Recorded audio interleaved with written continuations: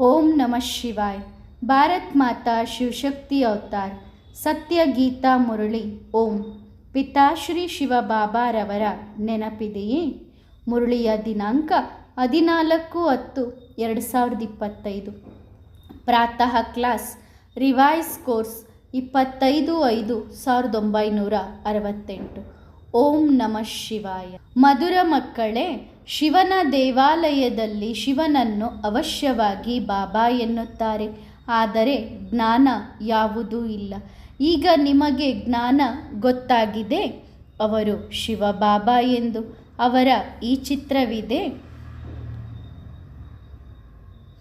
ಅವರು ಕೇವಲ ಲಿಂಗ ರೂಪವೆಂದು ತಿಳಿದುಕೊಳ್ಳುತ್ತಾರೆ, ಆದರೆ ಅದರ ಅರ್ಥ ತಿಳಿದಿಲ್ಲ.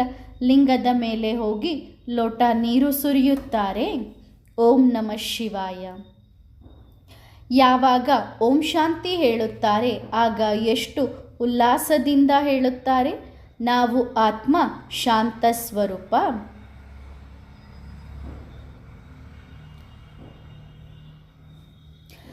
ಯಾವಾಗ ಓಂ ಶಾಂತಿ ಹೇಳುತ್ತಾರೆ, ಆಗ ಎಷ್ಟು ಉಲ್ಲಾಸದಿಂದ ಹೇಳುತ್ತಾರೆ. ನಾವು ಆತ್ಮ ಶಾಂತ ಸ್ವರೂಪ. ಇದರ ಅರ್ಥ ಎಷ್ಟು ಸಹಜ. ತಂದೆಯೂ ಹೇಳುತ್ತಾರೆ ಓಂ ಶಾಂತಿ. ದಾದಾ ಕೂಡ ಹೇಳುತ್ತಾರೆ ಓಂ ಶಾಂತಿ. ಅವರೂ ಹೇಳುತ್ತಾರೆ ನಾನು ಪರಮಾತ್ಮ. ಇವರೂ ಹೇಳುತ್ತಾರೆ ನಾನು ಆತ್ಮ. ನೀವು ಎಲ್ಲರೂ ನಕ್ಷತ್ರಗಳು. ಎಲ್ಲ ನಕ್ಷತ್ರಗಳಿಗೆ ತಂದೆಯೂ ಬೇಕು ಅಲ್ಲವೇ? ಗಾಯನ ಮಾಡಲಾಗಿದೆ ಸೂರ್ಯ, ಚಂದ್ರ ಮತ್ತು ನಕ್ಷತ್ರಗಳು ಎಂದು.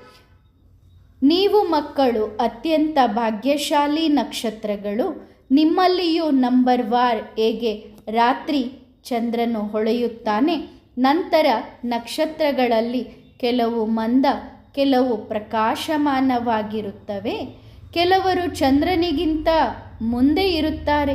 ನಕ್ಷತ್ರಗಳಲ್ಲವೇ? ನೀವೂ ಸಹ ಜ್ಞಾನ ನಕ್ಷತ್ರಗಳು. ಭ್ರೂಮಧ್ಯದಲ್ಲಿ ಹೊಳೆಯುವ ಅದ್ಭುತ ನಕ್ಷತ್ರವೇ ಆತ್ಮ. ತಂದೆ ಹೇಳುತ್ತಾರೆ ಈ ನಕ್ಷತ್ರಗಳು ಎಷ್ಟು ಅದ್ಭುತ. ಒಂದು ಸಣ್ಣ ಬಿಂದು, ಇದು ಯಾರಿಗೂ ಗೊತ್ತಿಲ್ಲ. ಆತ್ಮವೇ ದೇಹದಿಂದ ಬೇರೆ ಬೇರೆ ಪಾತ್ರಗಳನ್ನು ಅಭಿನಯಿಸುತ್ತದೆ. ಇದು ದೊಡ್ಡ ಅದ್ಭುತ. ಹೀಗಾಗಿ ನೀವು ಮಕ್ಕಳಲ್ಲಿಯೂ ನಂಬರ್ ವಾರ್ ಕೆಲವರು ಹೇಗೆ ಇದ್ದಾರೆ. ಯಾರು ನಕ್ಷತ್ರಗಳು ಚೆನ್ನಾಗಿ ಹೊಳೆಯುತ್ತಾರೆ ಅವರನ್ನೇ ತಂದೆ ನೆನಪು ಮಾಡುತ್ತಾರೆ. ಹೆಚ್ಚು ಸೇವೆ ಯಾರು ಮಾಡುತ್ತಾರೆ ಅವರಿಗೆ ಕರೆಂಟ್ ಸಿಗುತ್ತದೆ. ತಮೋಪ್ರಧಾನರಿಂದ ಸತೋಪ್ರಧಾನರಾಗಲು ನಿಮ್ಮ ಬ್ಯಾಟ್ರಿ ತುಂಬಿಕೊಳ್ಳುತ್ತದೆ. ಸರ್ಚ್ ಲೈಟ್ ಸಹ ನಂಬರ್ ವಾರ್ ಪುರುಷಾರ್ಥದಂತೆ ಸಿಗುತ್ತದೆ. ತಂದೆ ಹೇಳುತ್ತಾರೆ ಯಾರು ನನಗೋಸ್ಕರ ಎಲ್ಲವನ್ನೂ ತ್ಯಾಗ ಮಾಡಿ ಸೇವೆಯಲ್ಲಿ ನಿರತರಾಗುತ್ತಾರೆ ಅವರು ಬಹಳ ಪ್ರಿಯರು. ಹೃದಯದ ಸಿಂಹಾಸನಕ್ಕೆ ಏರುತ್ತಾರೆ. ತಂದೆ ಹೃದಯವನ್ನು ತೆಗೆದುಕೊಳ್ಳುವವರು ಅಲ್ಲವೇ? ದಿಲ್ವಾಡ ಮಂದಿರವೂ ಇದೆ. ದಿಲ್ವಾಲಾ ಅಂದರೆ ಹೃದಯ ತೆಗೆದುಕೊಳ್ಳುವವನ ಮಂದಿರ. ಯಾರ ಹೃದಯ ತೆಗೆದುಕೊಳ್ಳುತ್ತಾರೆ? ನೀವು ನೋಡಿದ್ದೀರಿ ಅಲ್ಲವೇ? ಪ್ರಜಾಪಿತ ಬ್ರಹ್ಮ ಕುಳಿತಿದ್ದಾರೆ. ಅವಶ್ಯವಾಗಿ ಅವರಲ್ಲಿ ಶಿವಬಾಬನ ಪ್ರವೇಶತೆ ಆಗುತ್ತದೆ ಮತ್ತು ಮೇಲ್ಭಾಗದಲ್ಲಿ ಸ್ವರ್ಗದ ಸ್ಥಾಪನೆಯ ಚಿತ್ರವಿದೆ. ಕೆಳಗೆ ತಪಸ್ಸಿನಲ್ಲಿ ಕುಳಿತಿದ್ದಾರೆ. ಇದು ಕೇವಲ ಸಣ್ಣ ಮಾದರಿಯ ರೂಪದಲ್ಲಿ ನಿರ್ಮಿತವಾಗಿದೆ. ಯಾರು ಅತ್ಯುತ್ತಮ ಸೇವೆ ಮಾಡುವವರು ಇದ್ದಾರೆ ಅವರು ಬಹಳ ಸಹಯೋಗಿಗಳು, ಮಹಾರಥಿಗಳು, ಕುದುರೆ ಸವಾರರು, ಕಾಲಾಳುಗಳು ಇರುತ್ತಾರೆ ಅಲ್ಲವೇ? ಈ ದೇವಾಲಯ ಅತ್ಯಂತ ನಿಖರವಾದ ನೆನಪಿನ ಸ್ಮಾರಕವಾಗಿದೆ. ನೀವು ಹೇಳುತ್ತೀರಿ ಇದು ನಮ್ಮ ಯಾದ್ಗಾರ್. ಈಗ ನಿಮಗೆ ಎಷ್ಟು ಬೆಳಕು ಸಿಕ್ಕಿದೆ. ಮತ್ತಾರಿಗೂ ಜ್ಞಾನದ ಕಣ್ಣು ಇಲ್ಲ. ಭಕ್ತಿ ಮಾರ್ಗದಲ್ಲಿ ಜನರು ಏನು ಕೇಳುತ್ತಾರೆ ಅದು ಸತ್ಯಾಸತ್ಯ ಎಂದು ಹೇಳುತ್ತಾರೆ. ಆದರೆ ನಿಜವಾಗಿ ಅದು ಸುಳ್ಳು. ಅದನ್ನು ಸತ್ಯವೆಂದು ಭಾವಿಸುತ್ತಾರೆ. ಆದರೆ ತಂದೆ ಸತ್ಯ. ಅವರೇ ನಿಮಗೆ ಸತ್ಯ ಹೇಳುತ್ತಾರೆ. ಆದ್ದರಿಂದ ನೀವು ವಿಶ್ವದ ಮಾಲೀಕರಾಗುತ್ತೀರಿ. ತಂದೆ ನಿಮಗೆ ಯಾವುದೇ ಕಷ್ಟ ಕೊಡುವುದಿಲ್ಲ. ಎಲ್ಲ ವೃಕ್ಷದ ರಹಸ್ಯ ಈಗ ನಿಮ್ಮ ಬುದ್ಧಿಯಲ್ಲಿ ಕುಳಿತಿದೆ. ತಂದೆಯು ತುಂಬ ಸಹಜವಾಗಿ ತಿಳಿಸುತ್ತಾರೆ, ಆದರೆ ಸಮಯ ಏಕೆ ಹಿಡಿಯುತ್ತದೆ?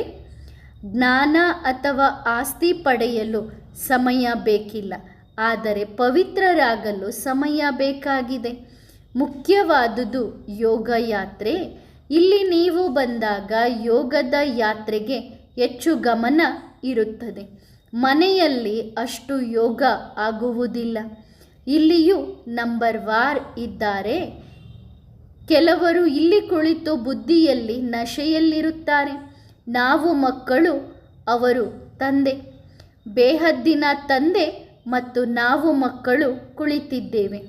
ನೀವು ಮಕ್ಕಳು ತಿಳಿದಿದ್ದೀರಿ, ತಂದೆ ಈ ದೇಹದಲ್ಲಿ ಬಂದಿದ್ದಾರೆ, ದಿವ್ಯ ದೃಷ್ಟಿ ಕೊಡುತ್ತಿದ್ದಾರೆ, ಸೇವೆ ಮಾಡುತ್ತಿದ್ದಾರೆ. ಹಾಗಾದರೆ ಆ ಒಬ್ಬನನ್ನೇ ನೆನಪು ಮಾಡಬೇಕು, ಬೇರೆ ಕಡೆಗೆ ಬುದ್ಧಿ ಹೋಗಬಾರದು.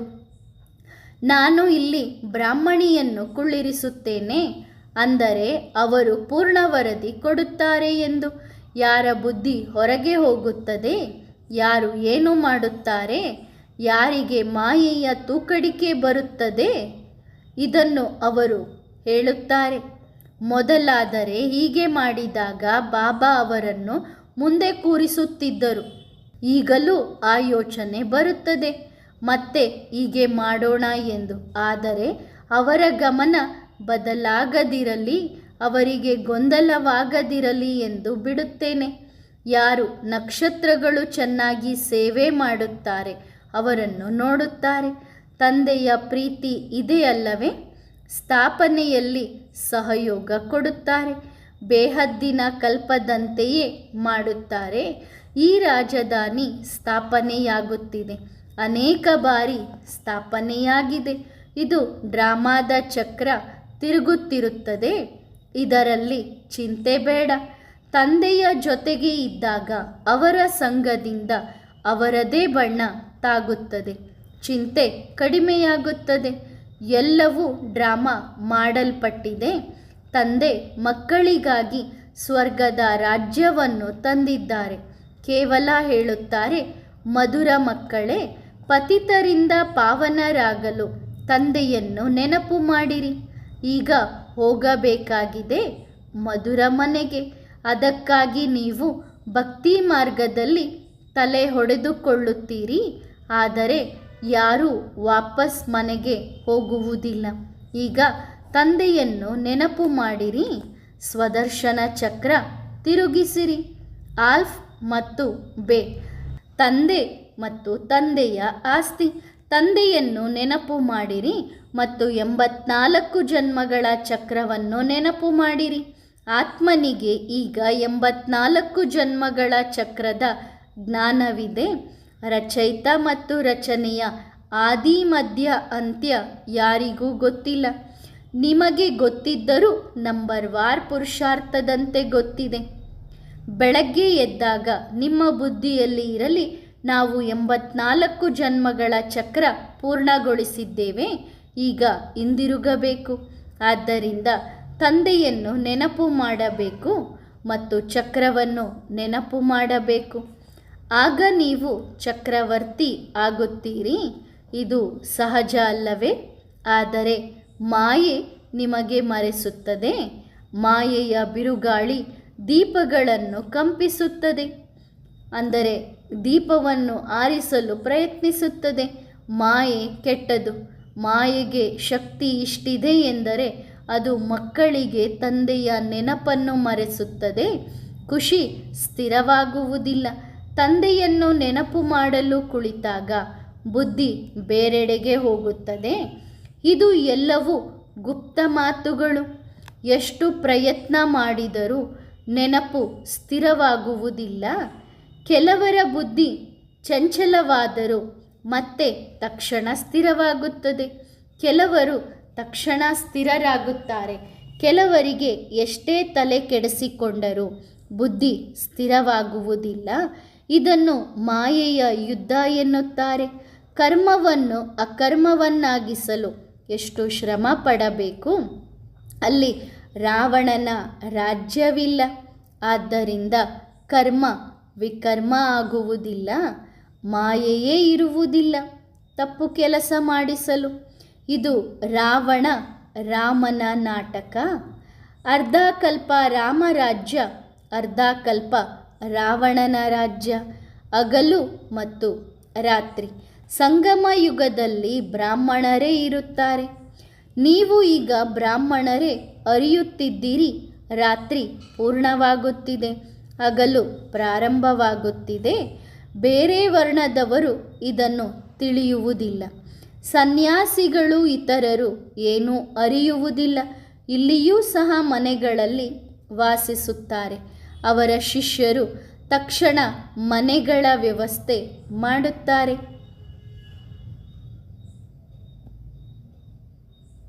ನಂತರ ಉಚ್ಚ ಸ್ವರದಲ್ಲಿ ಗೀತೆ ಭಜನೆ ಹಾಡುತ್ತಾರೆ. ಆದರೆ ನೀವು ಶಬ್ದದಿಂದ ದೂರ ಹೋಗಬೇಕು. ನೀವು ತಂದೆಯ ನೆನಪಿನಲ್ಲಿ ಮಸ್ತಾಗಿರಬೇಕು. ಆತ್ಮನಿಗೆ ಜ್ಞಾನದ ಮೂರನೇ ಕಣ್ಣು ಸಿಕ್ಕಿದೆ. ಆತ್ಮನಿಗೆ ಗೊತ್ತಿದೆ ತಂದೆಯನ್ನು ನೆನಪು ಮಾಡಬೇಕು. ಭಕ್ತಿ ಮಾರ್ಗದಲ್ಲಿ ಶಿವಬಾಬಾ ಶಿವಬಾಬಾ ಎಂದು ಹೇಳುತ್ತಾ ಬಂದಿದ್ದಾರೆ. ಶಿವನ ದೇವಾಲಯದಲ್ಲಿ ಶಿವನನ್ನು ತಂದೆ ಎನ್ನುತ್ತಾರೆ. ಆದರೆ ಜ್ಞಾನ ಇಲ್ಲ. ಈಗ ನಿಮಗೆ ಗೊತ್ತಿದೆ ಅವರು ಶಿವಬಾಬಾ ಎನ್ನುವುದು. ಅವರ ಚಿತ್ರವಿದೆ. ಆದರೆ ಅವರು ಪರಮಾತ್ಮನನ್ನು ಲಿಂಗರೂಪವೆಂದು ತಿಳಿದುಕೊಳ್ಳುತ್ತಾರೆ. ಆದರೆ ಅರ್ಥ ಗೊತ್ತಿಲ್ಲ. ಲಿಂಗದ ಮೇಲೆ ಹಾಲು ಸುರಿಯುತ್ತಾರೆ. ಆದರೆ ತಂದೆ ನಿರಾಕಾರ. ನಿರಾಕಾರನ ಮೇಲೆ ಹಾಲು ಸುರಿದರೆ ಅವರು ಏನು ಮಾಡುತ್ತಾರೆ? ಸಾಕಾರನಾದರೆ ಸ್ವೀಕರಿಸುತ್ತಾರೆ. ನಿರಾಕಾರನ ಮೇಲೆ ಹಾಲು ಸುರಿಯುತ್ತಾರೆ. ಅವರು ಏನೇನೋ ಮಾಡುತ್ತಾರೆ. ತಂದೆ ಹೇಳುತ್ತಾರೆ, ಹಾಲು ಸುರಿಯುತ್ತೀರಿ, ಮತ್ತೆ ಅದನ್ನು ನೀವು ತಾವೇ ಕುಡಿಯುತ್ತೀರಿ. ಭೋಗವನ್ನು ಇಡುತ್ತೀರಿ, ಅಂದರೆ ನೈವೇದ್ಯಕ್ಕೆ ಇಡುತ್ತೀರಿ. ನೈವೇದ್ಯ ಇಟ್ಟ ನಂತರ ಅದನ್ನು ನೀವೇ ತಿನ್ನುತ್ತೀರಿ. ಇಲ್ಲಿ ನಾನು ಸಮ್ಮುಖದಲ್ಲಿದ್ದೇನೆ. ಮೊದಲಾದರೆ ಪರೋಕ್ಷವಾಗಿ ಇದ್ದೆ, ಈಗ ನೇರವಾಗಿ ಬಂದಿದ್ದೇನೆ. ಕೆಳಗೆ ಬಂದು ಪಾತ್ರ ಮಾಡುತ್ತಿದ್ದೇನೆ. ಸರ್ಚ್ ಲೈಟ್ ಕೊಡುತ್ತಿದ್ದೇನೆ. ಮಕ್ಕಳಿಗೆ ಗೊತ್ತಿದೆ ಮಧುಬನದಲ್ಲಿ ಅವಶ್ಯವಾಗಿ ಬಾಬನ ಹತ್ತಿರ ಹೋಗಬೇಕು. ಅಲ್ಲಿ ನಮ್ಮ ಬ್ಯಾಟ್ರಿ ಚಾರ್ಜ್ ಚೆನ್ನಾಗಿ ಆಗುತ್ತದೆ. ಮನೆಯಲ್ಲಿ ಕೆಲಸ ಕಾರ್ಯಗಳಲ್ಲಿ ಗೊಂದಲ ಅಶಾಂತಿ ಇರುತ್ತದೆ. ಈಗಿನ ಸಮಯದಲ್ಲಿ ವಿಶ್ವದಲ್ಲಿ ಅಶಾಂತಿ ಇದೆ. ನಿಮಗೆ ಗೊತ್ತಿದೆ ನಾವು ಯೋಗ ಬಲದಿಂದ ಶಾಂತಿಯನ್ನು ಸ್ಥಾಪಿಸುತ್ತಿದ್ದೇವೆ. ಉಳಿದ ರಾಜ್ಯ ಶಿಕ್ಷಣದಿಂದ ಸಿಗುತ್ತದೆ, ಅಂದರೆ ಸ್ವರ್ಗದ ರಾಜ್ಯ ಶಿಕ್ಷಣದಿಂದ ಸಿಗುತ್ತದೆ. ಇಂದಿನ ಕಲ್ಪದಲ್ಲಿಯೂ ಇದನ್ನು ಕೇಳಿದ್ದೀರಿ, ಈಗಲೂ ಕೇಳುತ್ತಿದ್ದೀರಿ. ಎಲ್ಲ ಕಾರ್ಯಗಳು ಪುನಃ ನಡೆಯುತ್ತವೆ. ನಿಮ್ಮ ಬಳಿ ಹಿಂದಿನ ಇತಿಹಾಸದ ಚಿತ್ರಗಳಿವೆ. ಕೇವಲ ಚಿತ್ರ ನೋಡಿ ಅರ್ಥ ಆಗುವುದಿಲ್ಲ, ತಿಳಿಸಬೇಕು. ತಂದೆ ಹೇಳುತ್ತಾರೆ, ಎಷ್ಟೋ ಮಕ್ಕಳು ಆಶ್ಚರ್ಯಕರವಾಗಿ ಬಾಬನನ್ನು ಬಿಟ್ಟು ಓಡಿ ಹೋದರು. ಪ್ರಿಯತಮನಾದ ನನ್ನನ್ನು ಎಷ್ಟು ನೆನಪು ಮಾಡುತ್ತಿದ್ದರು. ಈಗ ನಾನು ಬಂದಿದ್ದೇನೆ, ಆದರೆ ಅವರು ಬಿಟ್ಟು ಹೋಗುತ್ತಾರೆ. ಮಾಯೆ ಹೇಗೆ ಬಡಿಯುತ್ತದೆ ನೋಡಿರಿ. ಮಮ್ಮ ಬಾಬಾರಿಗೆ ತರಬೇತಿ ನೀಡುತ್ತಿದ್ದರು, ನಿರ್ದೇಶನ ನೀಡುತ್ತಿದ್ದರು. ಈಗ ಕೆಳಗೆ ಹೋಗಿದ್ದಾರೆ. ನಾವು ಇವರು ಮಾಲೆಯ ಮಣಿಯಾಗಿ ಉತ್ತಮ ನಂಬರ್ನಲ್ಲಿ ಬರುತ್ತಾರೆ ಎಂದು ಭಾವಿಸಿದ್ದೆವು. ಆದರೆ ಅವರು ಕಣ್ಮರೆಯಾದರು. ಇವು ಎಲ್ಲ ಇತಿಹಾಸಗಳು. ಕೃಷ್ಣನ ಚರಿತ್ರೆ ಏನಿದೆ? ಇಲ್ಲಿ ಜನ್ಮ ಪಡೆದ ತಕ್ಷಣ, ಅಂದರೆ ಕಲಿಯುಗದಲ್ಲಿ ಜನ್ಮ ಪಡೆದ ತಕ್ಷಣ ನರ್ಸ್ ಮಗುವನ್ನು ತೆಗೆದುಕೊಂಡು ಹೋಗುತ್ತಾಳೆ. ಇಲ್ಲಿಯ ರೀತಿ ಅಲ್ಲಿ ಸತ್ಯಯುಗದಲ್ಲಿ ಇರುವುದಿಲ್ಲ. ಇಂದು ಹೊಟ್ಟೆ ಕತ್ತರಿಸಿ ಮಕ್ಕಳನ್ನು ಹೊರ ತೆಗೆಯುವ ಫ್ಯಾಷನ್ ಬಂದಿದೆ, ಅಂದರೆ ಆಪರೇಷನ್ ಮಾಡುವ ಪದ್ಧತಿ ಇದೆ. ದಿನ ಪ್ರತಿದಿನ ತಮೋಪ್ರಧಾನ ಬುದ್ಧಿ ಹೆಚ್ಚಾಗಿದೆ. ಎಷ್ಟು ಚೀಚಿ ಫ್ಯಾಷನ್ಗಳು, ಬಹಳ ಕೊಳಕು ಇದೆ. ಬಾಬಾ ಅನುಭವಿ ಆಗಿದ್ದಾರೆ ಅಲ್ಲವೇ? ಬಾಬನಿಗೆ ತಮ್ಮ ಇತಿಹಾಸ ಸಂಪೂರ್ಣ ನೆನಪಿದೆ. ಒಂದು ಟೋಪಿ ಹಾಕಿಕೊಂಡು ನಗ್ನ ಪಾದದಲ್ಲಿ, ಅಂದರೆ ಬರೆಗಾಲಿನಲ್ಲಿ ಓಡಾಡುತ್ತಿದ್ದರು. ಅವರನ್ನು ಮುಸ್ಲಿಮರು ಸಹ ಬಹಳ ಪ್ರೀತಿಸುತ್ತಿದ್ದರು, ಬಹಳ ಆತಿಥ್ಯ ಕೊಡುತ್ತಿದ್ದರು. ಮಾಸ್ಟರ್ನ ಮಗು ಬಂದಿದ್ದಾರೆ ಎಂದು ಮಾರ್ಕೆಟ್ನಿಂದ ಡೋಡಾ ತಿನ್ನಿಸುತ್ತಿದ್ದರು, ಅಂದರೆ ಒಂದು ಸಿಹಿಯನ್ನು ತಿನ್ನಿಸುತ್ತಿದ್ದರು. ಇಲ್ಲಿ ಸಹ ಬಾಬಾ 15 ದಿನಗಳ ಕಾರ್ಯಕ್ರಮ ಕೊಟ್ಟಿದ್ದರು. ಅಲ್ಲಿ ಡೋಡಾ ಮತ್ತು ಮಜ್ಜಿಗೆ ತಿನ್ನಲು ಇತ್ತು, ಬೇರೆ ಏನೂ ಇರುತ್ತಿರಲಿಲ್ಲ. ಕಾಯಿಲೆ ಇರುವವರಿಗೂ ಎಲ್ಲರಿಗೂ ಇದೇ ಊಟ ಇರುತ್ತಿತ್ತು. ಯಾರಿಗೂ ಏನೂ ಆಗಲಿಲ್ಲ. ಬದಲಾಗಿ ಅನಾರೋಗ್ಯದವರು ಆರೋಗ್ಯವಂತರಾದರು. ತಂದೆ ನೋಡುತ್ತಿದ್ದರು, ಮಕ್ಕಳಿಗೆ ಆಸಕ್ತಿ ಇದೆನಾ ಅಥವಾ ಆಸಕ್ತಿ ಮುರಿದಿದೆನಾ ಎಂದು. ಇಲ್ಲಿ ಈ ಬಯಕೆ ಇರಬಾರದು. ಇದು ಬೇಕು ಅದು ಬೇಕು ಬಯಕೆಯನ್ನು ಚುಗುರಿ ಎನ್ನುತ್ತಾರೆ, ಅಂದರೆ ಆಸಕ್ತಿ ಎನ್ನುತ್ತಾರೆ. ತಂದೆ ಹೇಳುತ್ತಾರೆ, ಬೇಡುವುದಕ್ಕಿಂತ ಸಾಯುವುದು ಒಳಿತು. ತಂದೆಗೆ ಗೊತ್ತಿದೆ ಮಕ್ಕಳಿಗೆ ಏನು ಕೊಡಬೇಕು ಎಂದು. ಏನೇ ಕೊಡಬೇಕಾದರೂ ತಾವೇ ಕೊಡುತ್ತಾರೆ. ಎಲ್ಲವೂ ಡ್ರಾಮಾದಲ್ಲಿ ಮಾಡಲ್ಪಟ್ಟಿದೆ. ಬಾಬಾ ಕೇಳುತ್ತಾರೆ, ತಂದೆಯನ್ನು ತಂದೆ ಎಂದು ಹಾಗೂ ಮಗು ಎಂದು ತಿಳಿದುಕೊಂಡವರು ಕೈ ಎತ್ತಿರಿ. ಎಲ್ಲರೂ ಕೈ ಎತ್ತಿದರು. ಕೈ ತಕ್ಷಣ ಎತ್ತುತ್ತಾರೆ. ಹಾಗೆ ಲಕ್ಷ್ಮೀನಾರಾಯಣ ಯಾರು ಆಗುತ್ತಾರೆ ಎಂದಾಗ ತಕ್ಷಣ ಕೈ ಎತ್ತುತ್ತಾರೆ. ಈ ಪಾರಲೌಕಿಕ ಮಗುವನ್ನು ಸಹ ಸೇರಿಸಿಕೊಳ್ಳುತ್ತಾರೆ. ಇವರು ತಾಯಿ ತಂದೆಯ ಸೇವೆ ಎಷ್ಟು ಮಾಡುತ್ತಾರೆ? 21 ಜನ್ಮಗಳ ಆಸ್ತಿ ಕೊಡುತ್ತಾರೆ. ತಂದೆ ವಾನಪ್ರಸ್ಥಕ್ಕೆ ಹೋದಾಗ ಮಕ್ಕಳ ಕರ್ತವ್ಯ ತಂದೆಯನ್ನು ಕಾಳಜಿ ಮಾಡುವುದು. ಅವರು ಸನ್ಯಾಸಿಯಂತೆ ಆಗುತ್ತಾರೆ, ಅಂದರೆ ವಾನಪ್ರಸ್ಥಕ್ಕೆ ಹೋದಾಗ ಸನ್ಯಾಸಿಯಂತೆ ಆಗುತ್ತಾರೆ. ಇವರ ಲೌಕಿಕ ತಂದೆ ವಾನಪ್ರಸ್ಥ ಸ್ಥಿತಿಯಲ್ಲಿ ಹೇಳಿದರು, ನಾವು ಕಾಶಿಗೆ ಹೋಗಿ ಸತ್ಸಂಗ ಮಾಡುತ್ತೇವೆ, ನಮ್ಮನ್ನು ಅಲ್ಲಿಗೆ ಕರೆದೊಯ್ಯಿರಿ ಎಂದು. ಇತಿಹಾಸವನ್ನು ತಿಳಿಸಿರಿ. ನೀವು ಬ್ರಾಹ್ಮಣರು ಪ್ರಜಾಪಿತ ಬ್ರಹ್ಮನ ಮಕ್ಕಳು. ಪ್ರಜಾಪಿತ ಬ್ರಹ್ಮನು ಗ್ರೇಟ್ ಗ್ರ್ಯಾಂಡ್ ಫಾದರ್ ಆಗಿದ್ದಾರೆ. ಎಲ್ಲರಿಗೂ ಮೊದಲ ತಂದೆ, ಮನುಷ್ಯ ಸೃಷ್ಟಿಯ ಮೊದಲ ತಂದೆ. ಅವರನ್ನು ಜ್ಞಾನಸಾಗರ ಎನ್ನುವುದಿಲ್ಲ. ಬ್ರಹ್ಮ ವಿಷ್ಣು ಶಂಕರರು ಜ್ಞಾನಸಾಗರ ಅಲ್ಲ. ಜ್ಞಾನಸಾಗರ ಶಿವಬಾಬಾ ಮಾತ್ರ. ಈಗ ಅವರು ಬೇಹದ್ದಿನ ತಂದೆ. ಹಾಗಾದರೆ ಅವರಿಂದ ಆಸ್ತಿ ಸಿಗಬೇಕು ಅಲ್ಲವೇ? ನಿರಾಕಾರ ಪರಮಪಿತ ಪರಮಾತ್ಮ ಯಾವಾಗ ಹೇಗೆ ಬಂದರು? ಅವರ ಜಯಂತಿ ಆಚರಿಸುತ್ತಾರೆ, ಆದರೆ ಅವರ ಬಗ್ಗೆ ಯಾರಿಗೂ ಗೊತ್ತಿಲ್ಲ. ನಿರಾಕಾರ ಆತ್ಮಗಳಿಗೆ ತಮ್ಮದೇ ಆದ ದೇಹ ದೊರೆಯುತ್ತದೆ, ಆದರೆ ಇವರು ಗರ್ಭದಲ್ಲಿ ಬರುವುದಿಲ್ಲ. ಶಿವಬಾಬಾ ಹೇಳುತ್ತಾರೆ, ನಾನು ಇವರ ತನುವಿನಲ್ಲಿ ಪ್ರವೇಶಿಸುತ್ತೇನೆ. ಇವರ ಅನೇಕ ಜನ್ಮಗಳ ಅಂತ್ಯದಲ್ಲಿ ವಾನಪ್ರಸ್ಥ ಸ್ಥಿತಿಯಲ್ಲಿ ಬರುತ್ತೇನೆ. ಮನುಷ್ಯರು ಸನ್ಯಾಸಿಗಳಾದಾಗ ವಾನಪ್ರಸ್ಥ ಸ್ಥಿತಿ ಎನ್ನಲ್ಪಡುತ್ತದೆ. ಈಗ ತಂದೆ ಹೇಳುತ್ತಾರೆ, ಮಕ್ಕಳೇ, ನೀವು 84 ಜನ್ಮಗಳನ್ನು ಪೂರ್ಣಗೊಳಿಸಿದ್ದೀರಿ. ಇದು ಅನೇಕ ಜನ್ಮಗಳ ಅಂತ್ಯದ ಜನ್ಮ. ನಿಮಗೆ ಲೆಕ್ಕ ಗೊತ್ತಿದೆ ಅಲ್ಲವೇ? ನಾನು ಇವರೊಳಗೆ ಪ್ರವೇಶಿಸುತ್ತೇನೆ. ನಾನು ಎಲ್ಲಿ ಕುಳಿತಿದ್ದೇನೆ?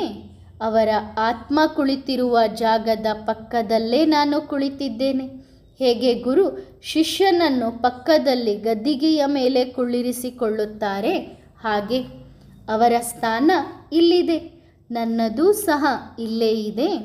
ನಾನು ಹೇಳುತ್ತೇನೆ, ಓ ಆತ್ಮರುಗಳೇ, ನನ್ನೊಬ್ಬನನ್ನೇ ನೆನಪು ಮಾಡಿರಿ, ಆಗ ಪಾಪ ನಾಶವಾಗುತ್ತದೆ. ಮನುಷ್ಯರಿಂದ ದೇವತೆಗಳಾಗಬೇಕಾಗಿದೆ. ಇದು ರಾಜಯೋಗ. ಭಕ್ತಿ ಮುರ್ದಾಬಾದ್, ಜ್ಞಾನ ಜಿಂದಾಬಾದ್. ಹಳೆಯ ಲೋಕ ಸಮಾಪ್ತಿಯಾಗಲಿದೆ.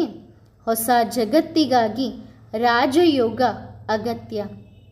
ಸತ್ಯಯುಗದ ಆದಿಯಲ್ಲಿ ಆದಿ ಸನಾತನ ದೇವಿ ದೇವತಾ ಧರ್ಮ ಇತ್ತು.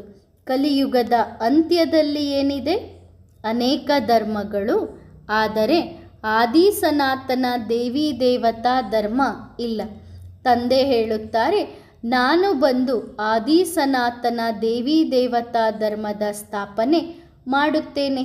ಅಡಿಪಾಯ ಹಾಕುತ್ತೇನೆ. ತಂದೆಗೆ ಗೊತ್ತಿದೆ ಅರ್ಧ ಕಲ್ಪ ನೀವು ಭಕ್ತಿ ಮಾಡಿದ್ದೀರಿ. ಗುರುಗಳು ಅನೇಕರು ಇದ್ದಾರೆ, ಸದ್ಗುರು ಒಬ್ಬರೇ, ಅವರೇ ಸತ್ಯ, ಉಳಿದವರು ಸುಳ್ಳು. ಆದಿ ಸನಾತನ ದೇವಿ ದೇವತಾ ಧರ್ಮ ಸತ್ಯವಾಗಿತ್ತು ಅಲ್ಲವೇ? ತಂದೆ ಸತ್ಯ, ಇದನ್ನು ಮಕ್ಕಳಿಗೆ ತಿಳಿಸಲಾಗಿದೆ. ಒಂದು ರುದ್ರಮಾಲೆ, ಇನ್ನೊಂದು ರುಂಡಮಾಲೆ ವಿಷ್ಣುವಿನದು. ಇದಕ್ಕಾಗಿ ನೀವು ಪುರುಷಾರ್ಥ ಮಾಡುತ್ತಿದ್ದೀರಿ. ತಂದೆಯನ್ನು ನೆನಪು ಮಾಡಿರಿ, ಆಗ ಮಾಲೆಯ ಮಣಿಯಾಗುತ್ತೀರಿ. ಭಕ್ತಿ ಮಾರ್ಗದಲ್ಲಿ ನೀವು ಈ ಮಾಲೆಯನ್ನೇ ಸ್ಮರಿಸುತ್ತೀರಿ, ಆದರೆ ಅದರ ಅರ್ಥ ಅರಿಯುವುದಿಲ್ಲ. ಆ ಮಾಲೆಯಲ್ಲಿ ಮೇಲಿನ ಹೂವು ಯಾರು? ಯಾವ ಮಾಲೆಯನ್ನು ತಿರುಗಿಸುತ್ತೀರಿ? ಮೇಲಿನ ಜೋಡಿ ಮಣಿ ಯಾರು? ಮಣಿಗಳು ಯಾರು? ಏನೂ ಗೊತ್ತಿಲ್ಲ.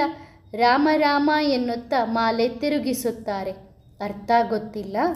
ರಾಮ ರಾಮ ಎನ್ನುತ್ತಾರೆ, ಎಲ್ಲರೂ ರಾಮನೇ ಎಂದು ಅರ್ಥ ಮಾಡಿಕೊಳ್ಳುತ್ತಾರೆ.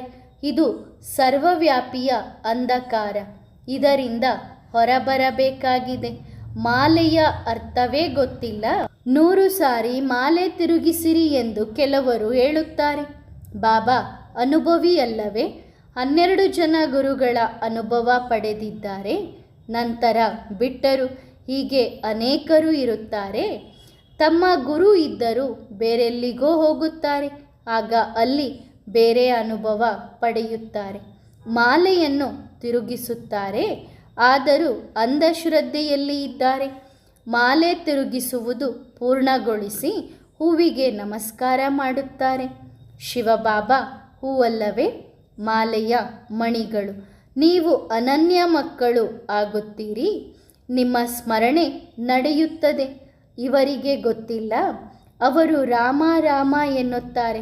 ಕೆಲವರು ಕೃಷ್ಣನನ್ನು ನೆನಪು ಮಾಡುತ್ತಾರೆ, ಅರ್ಥ ಏನೂ ಇಲ್ಲ.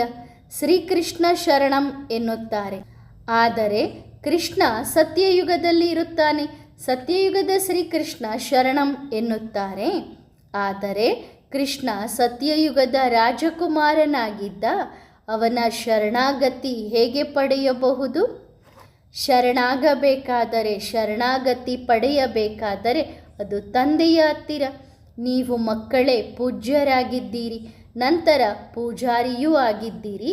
84 ಜನ್ಮಗಳನ್ನು ತೆಗೆದುಕೊಂಡು ಪತಿತರಾಗಿದ್ದೀರಿ. ಆದ್ದರಿಂದ ಶಿವಬಾಬನಿಗೆ ಹೇಳುತ್ತಾರೆ, ಓ ಹೂವೇ, ನಮ್ಮನ್ನೂ ನಿನ್ನಂತೆಯೇ ಹೂವಾಗಿ ಮಾಡು ಎಂದು. ಒಳ್ಳೆಯದು. ಮಧುರಾತಿ ಮಧುರ ಆತ್ಮಿಕ ಮಕ್ಕಳಿಗೆ ಆತ್ಮಿಕ ತಂದೆ ಮತ್ತು ದಾದಾನ ನೆನಪು, ಪ್ರೀತಿ, ಶುಭೋದಯ. ಆತ್ಮಿಕ ಮಕ್ಕಳಿಗೆ ಆತ್ಮಿಕ ತಂದೆಯ ನಮಸ್ತೆ. ವರದಾನ: ಸರ್ವ ಖಜಾನೆಗಳಿಂದ ಸಂಪನ್ನರಾಗಿರಿ. ಸಂಗಮ ಯುಗವು ತಂದೆಯಿಂದ ಸರ್ವ ಪ್ರಾಪ್ತಿಗಳನ್ನು ಮಾಡಿಕೊಳ್ಳುವ ಯುಗವಾಗಿದೆ. ಆದ್ದರಿಂದ ನಿಮ್ಮ ಖಜಾನೆಗಳನ್ನು ಪರಿಶೀಲಿಸಿರಿ ಮತ್ತು ಸಮಯಕ್ಕೂ ಮೊದಲು ಸಂಗ್ರಹಿಸಿಕೊಳ್ಳಿರಿ. ಸಮಯದ ಖಜಾನೆಯನ್ನು ಯಾವಾಗಲೂ ನಿಮ್ಮ ಹಾಗೂ ಸರ್ವರ ಕಲ್ಯಾಣಕ್ಕಾಗಿ ಬಳಸುತ್ತೀರಿ. ಆಗ ಇತರೆ ಎಲ್ಲ ಖಜಾನೆಗಳು ಸ್ವತಃ ಜಮಾವಾಗುತ್ತದೆ. ಒಳ್ಳೆಯದು. ಓಂ ನಮಃ ಶಿವಾಯ.